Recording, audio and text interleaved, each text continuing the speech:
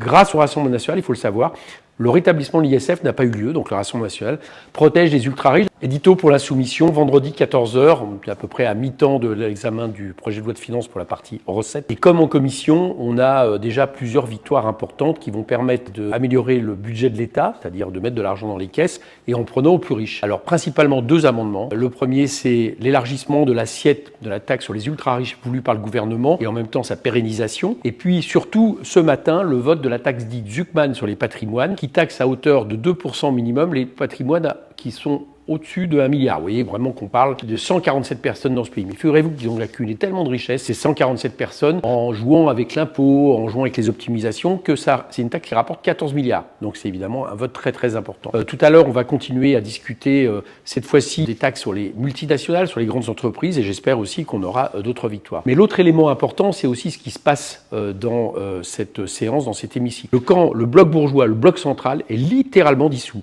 C'est-à-dire qu'ils sont 15, 20 députés, et qu'en réalité, ils ont la tête hors de l'eau, ils sont sous respiration artificielle que grâce au Rassemblement national, qui d'ailleurs l'assume, c'est-à-dire qui permet que soient évitées beaucoup d'autres mesures que nous proposons en faveur de la justice fiscale, la justice sociale, par exemple l'ISF. Grâce au Rassemblement national, il faut le savoir, le rétablissement de l'ISF n'a pas eu lieu, donc le Rassemblement national protège les ultra-riches. D'ailleurs, ils ont passé d'autres amendements d'abattement, là aussi encore pour les riches, qui va coûter de l'argent à l'État et qui va rapporter beaucoup d'argent aux plus privilégiés de nos concitoyens sur le dos des Français. Voilà le rôle du Rassemblement national. C'est même plus être la roue de secours, c'est que c'est carrément la voiture du gouvernement parce que le reste a été dissous. On va continuer évidemment cette discussion et j'espère, dans le prochain édito, vous annoncer qu'on a accumulé encore plusieurs dizaines de milliards de recettes qui sont évidemment essentielles et qu'on arrive au final, là aussi, à un budget NFP compatible.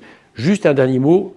En commission se déroule la discussion sur le PLFSS, le projet de loi de finances de la sécurité sociale, et pour la première fois, je crois, c'est assez historique, il a été complètement rejeté.